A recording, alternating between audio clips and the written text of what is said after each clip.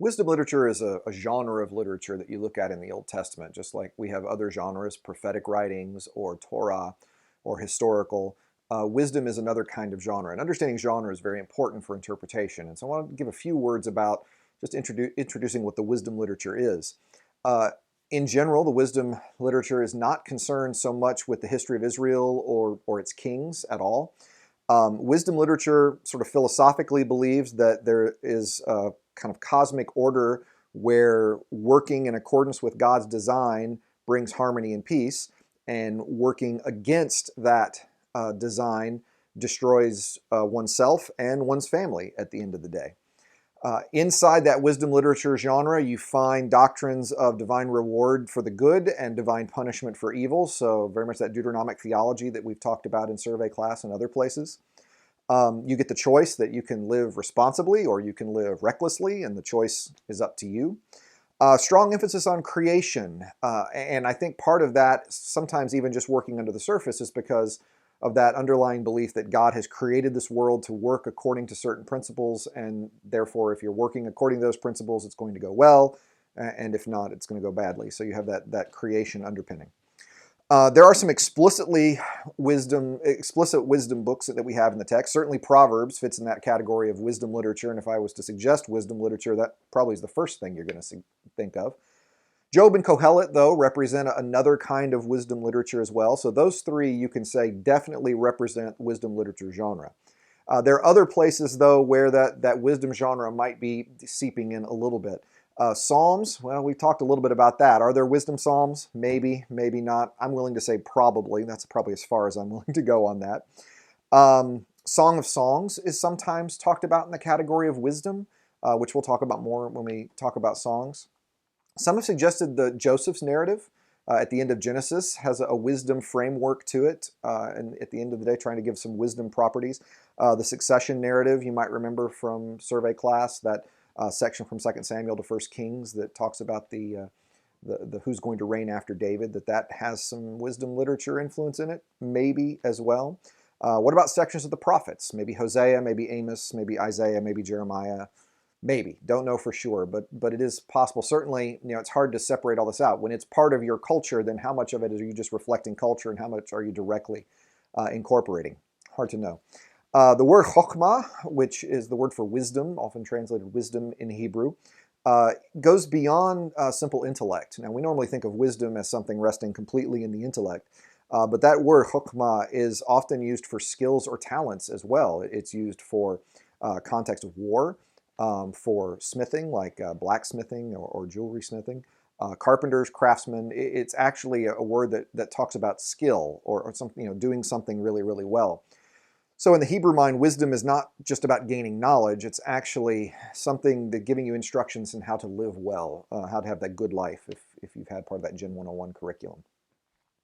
Wisdom literature is part of the writings in the canon, that third section of the canon, and represent a different kind of revelation. And what I mean by that is that we have direct revelation in the Torah, we have direct revelation in the prophets, where the text says, and Yahweh said, and the prophet, and then relays, thus says the Lord. In the wisdom literature, you don't have thus says the Lord. You don't get that direct revelation.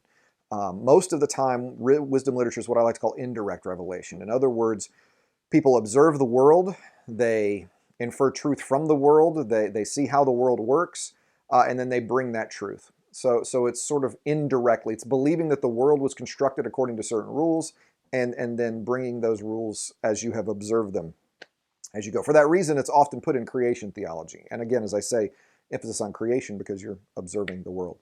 But that notion of indirect revelation is important because you don't need to read the wisdom literature as Torah. You would read it differently, just like you would watch a romantic comedy differently than you would watch science fiction. In a romantic comedy, you're not expecting at any point that some escaped infected monkey is going to spread a disease that's going to knock out the population of Earth. But that could happen in sci-fi, right? So you have certain expectations to certain genres. Don't read wisdom literature like Torah. If you do, you're going to really have a hard time. You're going to be confused. And the best example I can give you for this comes from the book of Proverbs. Proverbs chapter 26, verse 4 says, "Do not answer fools according to their folly, or you will be a fool yourself." So pretty straightforward, right? Don't let those stupid people pull you into an argument. That's good advice, right? Because it's the old Mark Twain saying that you argue with a fool and they'll pull you down to their level and beat you with experience, right? Same kind of idea. Don't let the stupid person pull you into a fight. Well, that's Proverbs 26 verse 4. The very next verse, Proverbs chapter 26 verse 5. Answer fools according to their folly, or they will be wise in their own eyes. So here you have two verses that say literally exactly the opposite thing. So what do? I mean, there's this immediate contradiction in the biblical text. This causes a crisis for a lot of people. I mean, their heads just explode right in front of you when you see these kinds of two verses right next to each other that say exactly the opposite things. Why is that the case? Because this isn't Torah. This is not the same as thou shalt not commit adultery. Well, okay, right? That's not that kind of contradiction. It's wisdom literature. We have the same kind of contradictions in our own wisdom tradition, in our own proverbial tradition.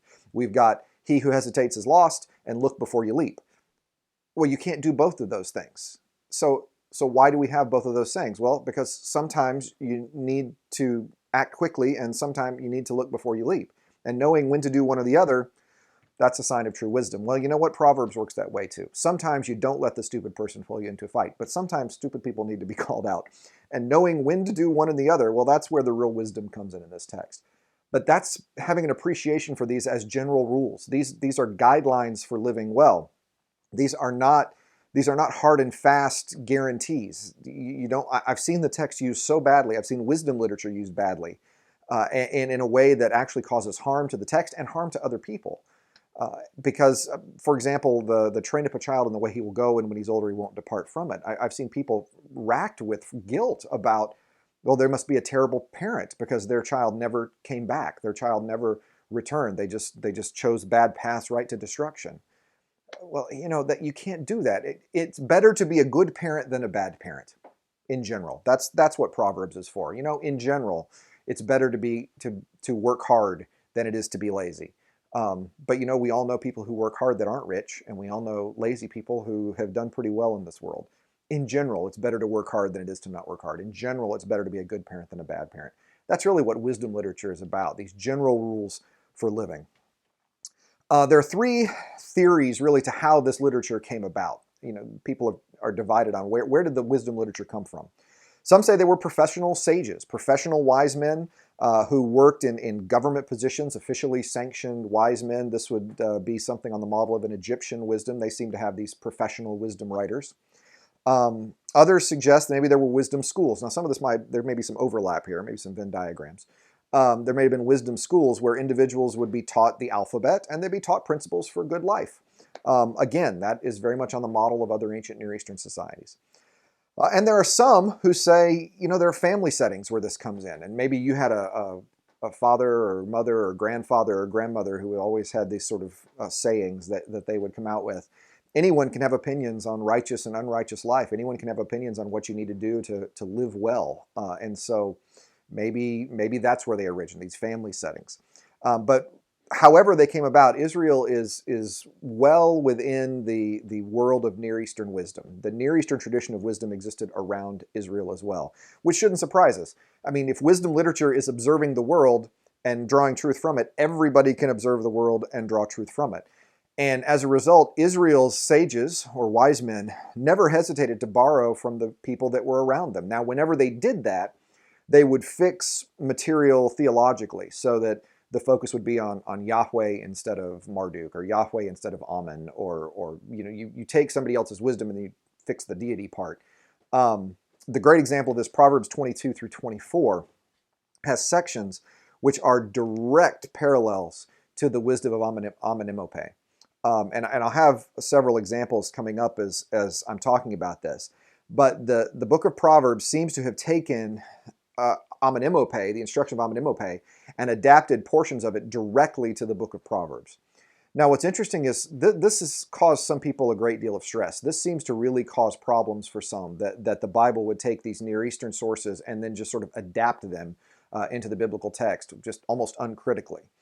And I don't think it has to. I don't think it needs to cause a problem for faith, because again, these are general rules for life. God, remember I've said several times, the Bible is occasional literature. In other words, the people who are putting this pen to paper are speaking to the needs that they have in their time. Well, God is working within the culture of the people around and pulling out elements from that culture that God feels represent the divine. And so the idea that they would borrow from other nations and bring those into the text does not have to be concerning. I hope it's not concerning to you. We've seen it in other places in the text. I wouldn't want it to be a crisis here as well. It doesn't have to be a problem for faith, is all I'm wanting to say. So that's just a general hit on wisdom literature, and we'll now look at some specific examples.